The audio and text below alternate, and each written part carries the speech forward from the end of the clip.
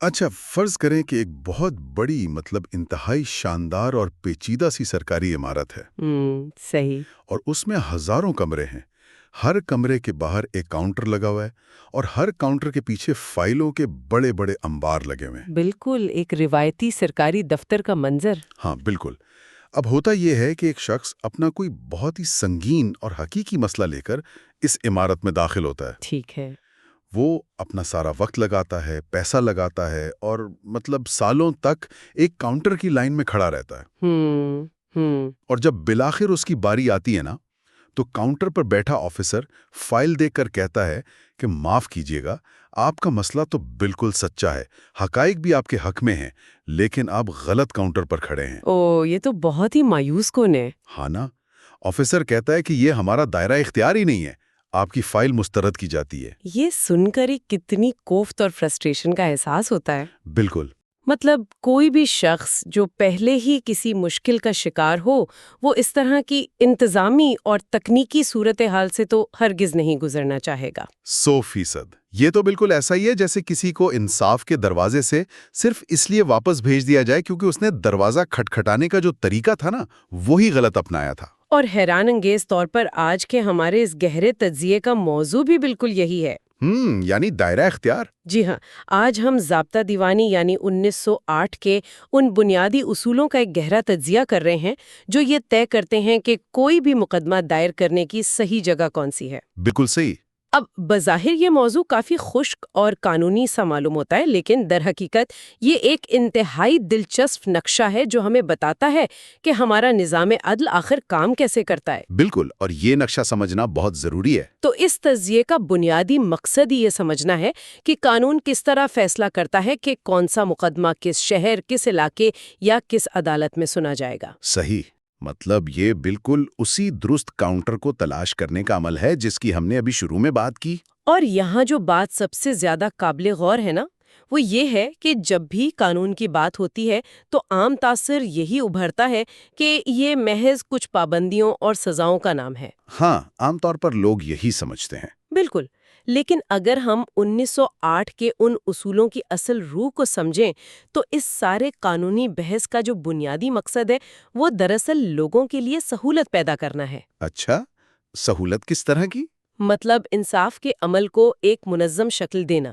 یہ قواعد اس بات کو یقینی بناتے ہیں کہ انصاف مانگنے والے اور جس پر الزام ہے دونوں کے لیے ایک متوازن اور شفاف راستہ نکالا جا سکے۔ یعنی کوئی کسی کو بلا وجہ تنگ نہ کر سکے۔ بالکل، تاکہ کوئی قانونی خامیوں کا فائدہ اٹھا کر کسی کو ہراساں نہ کر سکے۔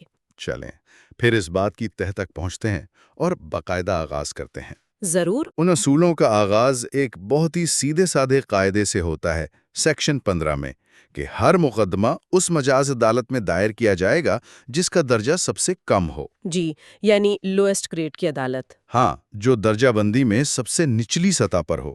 اب یہاں میرے ذہن میں ایک بہت بنیادی سوال پیدا ہوتا ہے اور یہ سوال دراصل سسٹم کی لاجک پر ہے۔ اچھا، بتائیے۔ یہ تو صریحاً وقت کا ضیاع لگتا ہے نا۔ بظاہر تو ایسا ہی ہے۔ اگر کسی کو انصاف چاہیے اور اس کا معاملہ لاکھوں کروڑوں روپے کا ہے تو وہ بندہ ڈائریکٹ سب سے بڑی عدالت یعنی ہائی کورٹ کیوں نہیں جا سکتا تاکہ فیصلہ جلدی ہو جائے؟ صحیح بات ہے۔ نیچے سے شروع کر کے سالوں کا سفر طے کرنے کی کیا تک بنتی ہے؟ یہ اعتراض بظاہر بہت منطقی لگتا ہے۔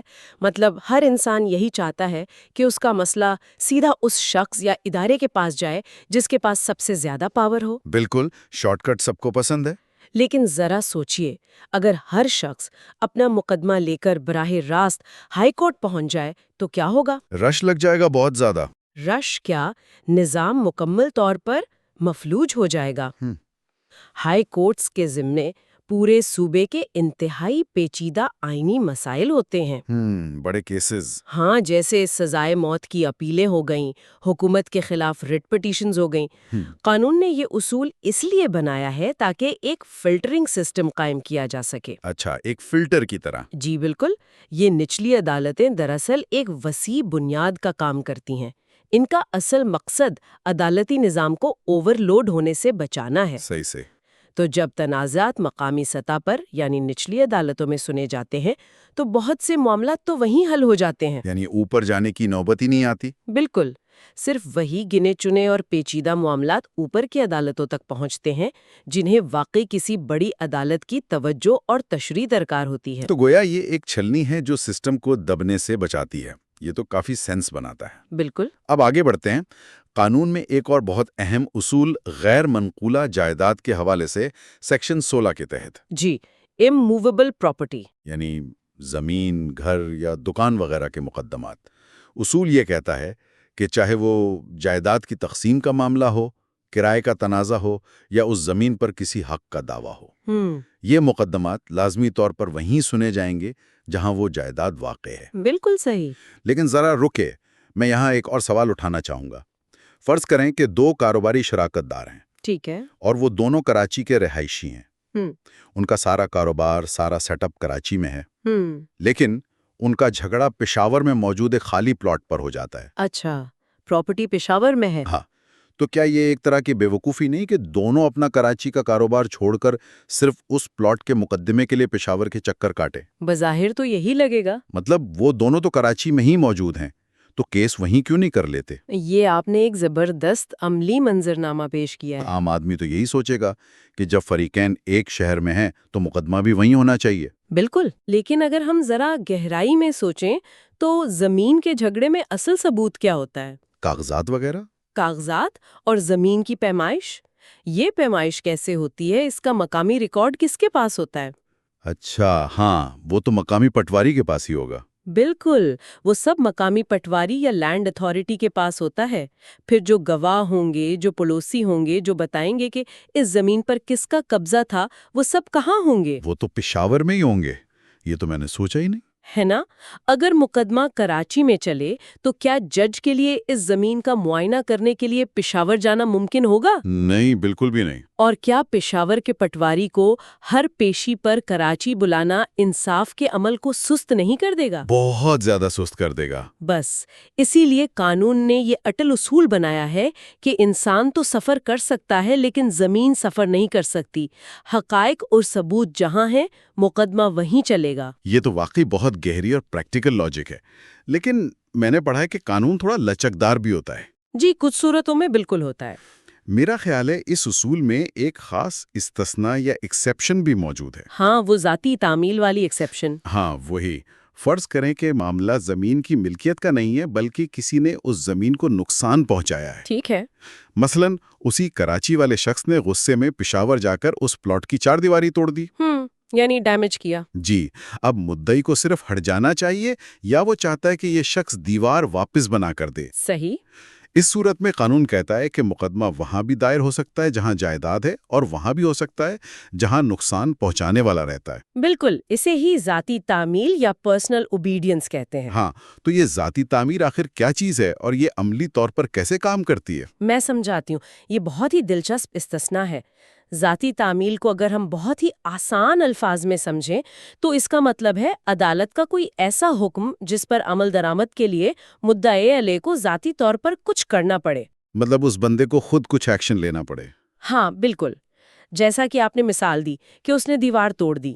اب عدالت اگر یہ حکم دے کہ تم اس دیوار کو دوبارہ تعمیر کرواؤ گے یا اپنی جیب سے ہرجانہ ادا کرو گے، ٹھیک ہے، تو اس کام کے لیے پشاور کی زمین کو قبضے میں لینے کی تو ضرورت نہیں ہے نا؟ ہاں، وہ تو پیسے دینے والی بات ہے۔ بالکل، یہ کام تو وہ شخص کراچی میں بیٹھ کر کراچی کی عدالت کے حکم پر بھی کر سکتا ہے، کیونکہ عدالت براہ راست اس شخص کو حکم دے رہی ہے۔ اچھا، یعنی فوکس زمین سے ہٹ کر اس بندے پر آ گیا ہے۔ جی، اسی لیے قانون نے مدعی کو یہ سہولت دی ہے کہ اگر وہ چاہے تو پشاور جانے کے بجائے کراچی میں ہی مقدمہ کر دے تاکہ اسے اپنا ہرجانہ نکلوانے میں آسانی ہو۔ کیا بات ہے، قانون نے واقعی ہر زاویے سے سوچا ہے۔ یہ دراصل قانون کی وہ باریک بینی ہے جو انصاف کو پیچیدہ ہونے سے بچاتی ہے۔ صحیح۔ اچھا، غیر منقولہ جائیداد میں ہی نا ایک اور عجیب سی صورتحال پر بات کرتے ہیں جو سیکشن 17 اور 18 میں آتی ہے۔ جی بتائیے۔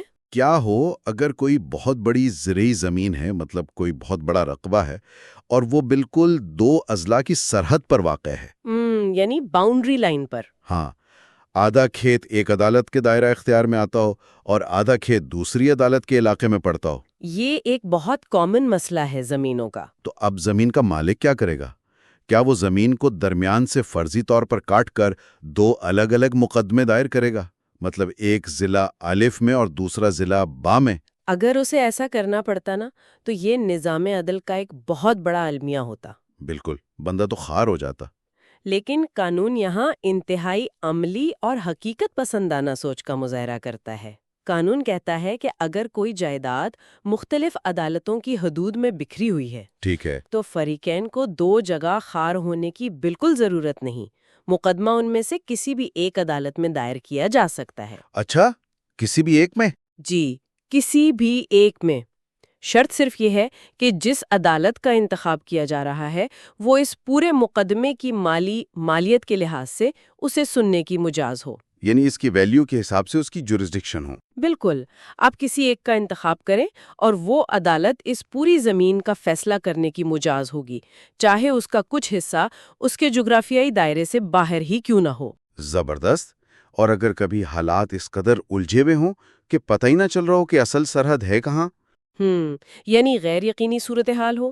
ہاں، مطلب حدود اتنی غیر یقینی ہوں کہ یہ تعین کرنا ہی ناممکن ہو جائے کہ زمین کس عدالت کے علاقے میں آتی ہے، پھر کیا ہوگا؟ دیکھیں، ایسی صورتحال بھی پیدا ہوتی ہیں، خاص طور پر دریاؤں کے کنارے موجود زمینوں کے معاملات میں۔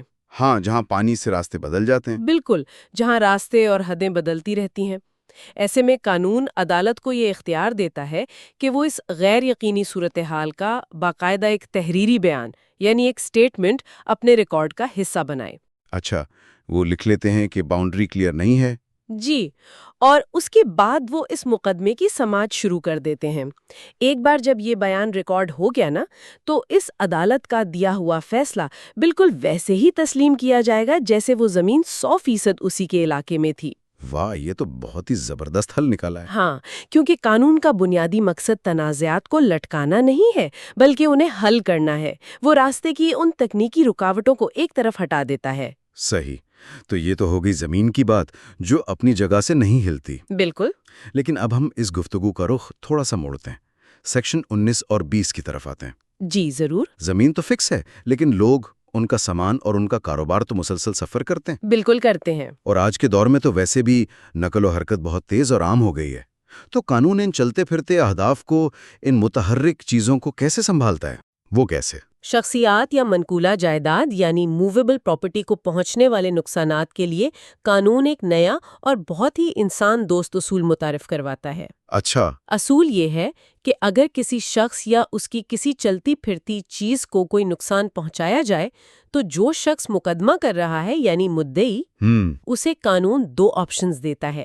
وہ یا تو وہاں مقدمہ کرے جہاں وہ واقعہ پیش آیا، یا پھر وہاں مقدمہ کرے جہاں نقصان پہنچانے والا رہتا ہے یا کاروبار کرتا ہے۔ اس کی تو بڑی زبردست اور دلچسپ مثالیں ہمیں عام زندگی میں ملتی ہیں۔ جی بالکل، بتائیے۔ فرض کریں ایک شخص ہے جو کراچی کا مستقل رہائشی ہے۔ ٹھیک ہے۔ وہ سیر و تفریح یا کسی کام کے سلسلے میں کوئٹہ جاتا ہے۔ وہاں بازار میں اس کی کسی بات پر ایک مقامی شخص سے لڑائی ہو جاتی ہے اور وہ کراچی والا شخص اس کوئٹہ کے رہائشی کو سریعام پیٹ دیتا ہے۔ اچھا، جھگڑا ہو گیا۔ ہاں، اب جس شخص کی پٹائی ہوئی ہے وہ بیچارہ کیا کریں؟ ٹھیک ہے۔ قانون اسے کہتا ہے کہ تمہاری مرضی ہے، تم چاہو تو کوئٹہ میں مقدمہ کر دو کیونکہ واقعہ تمہارے شہر میں پیش آیا۔ بالکل، لیکن اگر تم چاہو تو تم کراچی جا کر بھی اس شخص پر مقدمہ کر سکتے ہو کیونکہ مارنے والا وہاں رہتا ہے۔ ایسا ہی ہے نا؟ یہ بالکل ایسا ہی ہے، اور اس کا مقصد ظالم کے مقابلے میں مظلوم کو زیادہ طاقت اور سہولت دینا ہے۔ زبردست پوائنٹ ہے۔ اور یہی اصول حتی کہ عزت یعنی ڈیفیمیشن کے کیسز پر بھی لاگو ہوتا ہے۔ وہ کیسے؟ فرض کریں کوئی شخص لاہور میں بیٹھ کر کسی کے خلاف پشاور کے ایک اخبار میں انتہائی حد تک آمیز اور جھوٹا بیان چھپواتا ہے۔ ٹھیک ہے۔ اب جس شخص کی بدنامی ہوئی ہے وہ چاہے تو پشاور میں مقدمہ کرے کیونکہ اخبار وہاں چھپا اور پڑھا گیا۔ صحیح۔ اور اگر وہ چاہے تو لاہور آ کے مقدمہ کر دے کیونکہ وہ جھوٹا بیان دینے والا شخص تو وہاں موجود ہے نا۔ ہاں، تو مدعی کے پاس چوائس آ گئی۔ بالکل، مدعی کو یہ سہولت اس لیے دی جاتی ہے تاکہ وہ اپنے وسائل، اپنے دفاع کی مضبوطی اور اپنی آسانی کے مطابق بہترین جگہ کا انتخاب کر سکے۔ یہ تو کلیئر ہو گیا، لیکن کاروبار اور معاہدوں کے معاملات میں یہ اصول کس طرح کام کرتا ہے؟ وہ تھوڑا مختلف ہے، کیونکہ کاروباری دنیا میں تو روزانہ لاکھوں لین دین مختلف شہروں اور صوبوں کے درمیان ہو رہے ہوتے ہیں۔ ایک فریق کہیں بیٹھا ہے، دوسرا کہیں اور ہے۔ بالکل، کاروباری معاملات کے لیے قانون ایک انتہائی جامع تصور پیش کرتا ہے جسے قانونی زبان میں بنائے دعویٰ یا کاز آف ایکشن کہا جاتا ہے۔ بنائے دعویٰ، یہ کیا ہوتا ہے؟ اس کا مطلب ہے وہ اصل وجہ، وہ واقعہ یا وہ بنیاد جس کے ٹوٹنے پر مقدمہ کھڑا ہوتا ہے۔ اچھا۔ کاروباری مقدمات یا تو وہاں دائر ہو سکتے ہیں جہاں مدعا علیہ رہتا ہے یا کام کرتا ہے، یا پھر وہاں جہاں یہ بنائے دعویٰ مکمل طور پر یا اس کا کوئی ایک حصہ پیدا ہوا۔ اس حوالے سے نا سورسز میں ایک بہت ہی کلاسک مثال دی گئی ہے، PIA والی۔ ہاں، وہ بڑی مشہور مثال ہے۔ فرض کریں ایک تاجر ہے جس کا سارا سیٹ اپ لاہور میں ہے۔ کراچی کا ایک خریدار اپنے ایک ایجنٹ کے ذریعے اس لاہور والے تاجر سے کچھ سامان خریدتا ہے اور کہتا ہے کہ یہ سامان PIA کے ذریعے مجھے کراچی بھجوا دو۔ ٹھیک ہے۔ اب لاہور والا تاجر وہ سامان لاہور ایئرپورٹ پر لے جا کر PIA کے حوالے کر دیتا ہے۔ صحیح۔ لیکن بعد میں کراچی والا شخص سامان ملنے کے باوجود پیسے دینے سے مکر جاتا ہے، فراڈ کر دیتا ہے۔ اب پیسے پھنس گئے۔ اب لاہور والا تاجر اپنا پیسہ نکلوانے کے لیے کہاں جائے گا؟ بتائیے۔ قانون اسے بھی دو راستے دیتا ہے، یا تو وہ لاہور میں مقدمہ کرے کیونکہ سامان لاہور میں ایئر لائن کے حوالے کیا گیا تھا، جس کا مطلب ہے کہ بنائے دعویٰ یعنی وہ جو وجہ تنازع تھی اس کا ایک اہم حصہ لاہور میں وقوع پذیر ہوا۔ بالکل صحیح۔ یا پھر وہ کراچی جا کر مقدمہ کرے جہاں وہ نادہندہ خریدار اپنا کاروبار چلاتا ہے۔ یہ مثال آپ نے بالکل درست دی ہے اور یہ واضح کرتی ہے کہ قانون کس طرح کاروباری لین دین میں فاصلوں اور مختلف مراحل کو تسلیم کرتا ہے۔ بالکل۔ مطلب معاہدہ کہیں ہوا، سامان کہیں اور سے چلا اور پہنچا کہیں اور، قانون ان تمام جگہوں کو بنائے دعویٰ کا حصہ مان لیتا ہے۔ یہ تو کافی فلیکسیبل ہے۔ ہاں، لیکن ایک انتہائی پیچیدہ اور دلچسپ صورتحال تب پیدا ہوتی ہے جب ایک سے زیادہ مدعا علیہ ہوں اور ان سب کا تعلق الگ الگ شہروں سے ہو۔ وہ جو پرومسری نوٹ والا منظرنامہ ہے؟ جی بالکل وہی۔ وہ تو واقعی دماغ کو الجھا دینے والی مثال ہے۔ چلیں اس پر بات کرتے ہیں۔ فرض کریں 3 دوست یا کاروباری ساتھی ہیں۔ ٹھیک ہے۔ ایک مستقل طور پر مری میں رہتا ہے، ٹھیک ہے۔ دوسرا لاہور کا رہائشی ہے، اور تیسرا کراچی کا ہے۔ مطلب تینوں بالکل الگ الگ جگہ پر ہیں۔ ہاں، اب یہ تینوں کسی تقریب یا کام کے سلسلے میں اتفاقاً بہاولپور میں ملتے ہیں۔ ایک چوتھے شہر میں۔ ہاں، وہاں لاہور اور کراچی والے دونوں مل کر مری والے کو ایک مشترکہ پرومسری نوٹ لکھ کر دیتے ہیں، یعنی پیسوں کی ادائیگی کا ایک باقاعدہ قانونی وعدہ کرتے ہیں۔ صحیح ہے۔ اب کچھ عرصے بعد وہ دونوں پیسے دینے سے انکاری ہو جاتے ہیں۔ اب سوال یہ ہے کہ مری والا شخص اپنا پیسہ واپس لینے کے لیے مقدمہ کرے تو کہاں کرے؟ کیا وہ ان تینوں شہروں کے چکر لگاتا رہے گا؟ یہ تو واقعی پریشان کن ہے۔ کیونکہ اگر وہ بہاولپور جاتا ہے تو وہاں تو کوئی بھی نہیں رہتا، اگر لاہور جاتا ہے تو کراچی والا وہاں نہیں ہے، تو قانون اس عجیب و غریب صورتحال کو کیسے سلجھاتا ہے؟ میں بتاتی ہوں۔ قانون یہاں بھی مدعے کو خار نہیں ہونے دے گا۔ مری والے شخص کے پاس کئی راستے ہیں۔ اچھا، کون کون سے؟ سب سے پہلا اور سیدھا راستہ تو یہ ہے کہ وہ بہاولپور میں مقدمہ کر دے۔ لیکن وہاں تو کوئی رہتا نہیں۔ ہاں، لیکن پرومسری نوٹ تو وہاں لکھا گیا تھا نا، دستخط وہاں ہوا تھے، لہٰذا بنائے دعویٰ کی پیدائش بہاولپور میں ہوئی۔ اچھا، یہ پوائنٹ ہے۔ لیکن فرض کریں وہ بہاولپور نہیں جانا چاہتا، وہ چاہے تو لاہور میں بھی مقدمہ کر سکتا ہے جہاں ایک فریق رہتا ہے، یا کراچی میں کر سکتا ہے جہاں دوسرا فریق رہتا ہے۔ صحیح۔ لیکن یہاں قانون ایک بہت کڑی شرط عائد کرتا ہے تاکہ اس آزادی کا غلط استعمال نہ ہو۔ چلیں ذرا اس بات کی تہ تک پہنچتے ہیں، وہ کڑی شرط کیا ہے اور اس کی ضرورت کیوں پیش آئی؟ ضرورت اس لیے پیش آئی کہ فرض کریں مری والا شخص جان بوجھ کر کراچی والے کو تنگ کرنے کے لیے مقدمہ لاہور میں دائر کر دیتا ہے۔ اب کراچی والے کا تو لاہور سے کوئی تعلق ہی نہیں، اس لیے قانون یہ شرط لگاتا ہے کہ اگر مقدمہ لاہور میں دائر کیا گیا ہے تو کراچی والا شخص عدالت میں کھڑا ہو کر اعتراض کر سکتا ہے کہ بھائی مجھے یہاں کیوں بلا لیا؟ بالکل، وہ کہہ سکتا ہے کہ جناب میرا اس شہر سے کوئی تعلق نہیں، مجھے یہاں کیوں بلایا جا رہا ہے؟ تو پھر کیا ہوگا؟ ایسی صورت میں مقدمہ اس وقت تک آگے نہیں بڑھے گا جب تک یا تو کراچی والا اپنی خوشی سے رضامندی ظاہر نہ کر دے، جو کہ وہ شاید ہی کرے، ہاں، یا پھر دوسری صورت یہ ہے کہ عدالت خود حالات کا جائزہ لے کر اپنی خصوصی اجازت نہ دے دے، جسے لیو آف کورٹ کہتے ہیں۔ اچھا، تو یہ چیک اینڈ بیلنس رکھا ہوا ہے؟ بالکل، یہ اصول دراصل مدعا علیہ کو بلا وجہ ہراساں ہونے اور دور دراز کے سفر کرنے سے بچانے کا ایک انتہائی مؤثر طریقہ ہے۔ زبردست۔ یہاں آ کر بات واقعی بہت دلچسپ ہو جاتی ہے۔ ہم نے شروع میں اس بڑی سرکاری عمارت اور غلط کاؤنٹر کی بات کی تھی۔ جی بالکل۔ تو سیکشن 21 سے 24A تک کیا ہو اگر کوئی شخص جان بوجھ کر کسی کو تنگ کرنے کے لیے یا واقعی کسی معصوم غلطی کی وجہ سے بالکل ہی غلط شہر کی عدالت میں مقدمہ دائر کر دے اور کارروائی شروع ہو جائے؟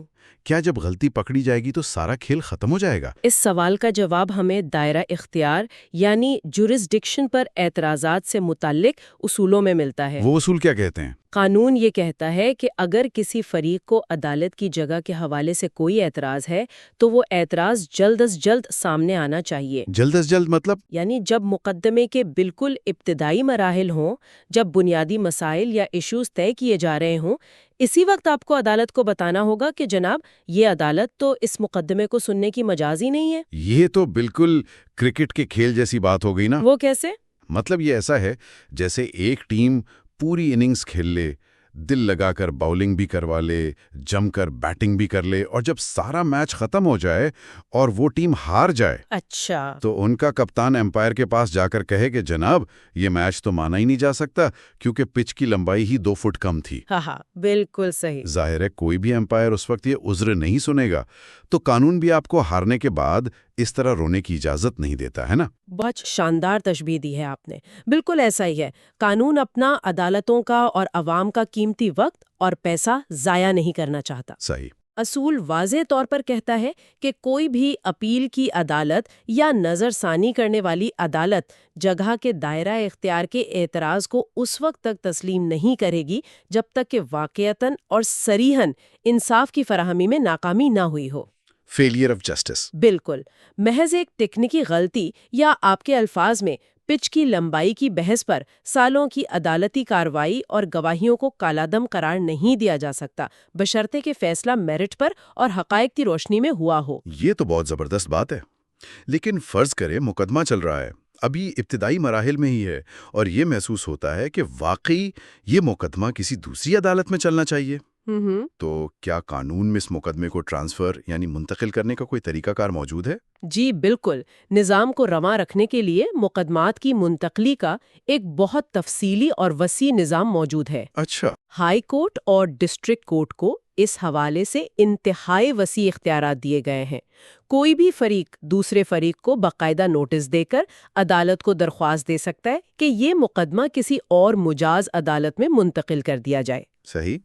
اس کے علاوہ ہائی کورٹ یا ڈسٹرکٹ کورٹ خود اپنے اختیار سے بھی یعنی سو موٹو ایکشن لیتے ہوئے بغیر کسی درخواست کے کسی مقدمے کو ایک عدالت سے دوسری عدالت میں بھی بھیج سکتی ہے، یا پھر اپنے پاس منگوا کر خود اس کی سماعت کر سکتی ہے۔ مجھے اس منتقلی کے پورے طریقہ کار میں جس چیز نے سب سے زیادہ متاثر کیا وہ قانون کی باریک بینی اور دور اندیشی ہے، خاص طور پر سیکشن 24A۔ بالکل، وہ بہت اہم سیکشن ہے۔ جب ایک مقدمہ ایک عدالت سے دوسری عدالت میں ٹرانسفر ہوتا ہے تو قانون یہ نہیں کہتا کہ بس فائلیں اٹھاؤ، کسی بوری میں ڈالو اور دوسری عدالت کے کلرک کو دے دو۔ جی ایسا بالکل نہیں ہوتا۔ ذرا سوچئے، اگر ایسا ہوتا تو کتنا بڑا ظلم ہو سکتا تھا۔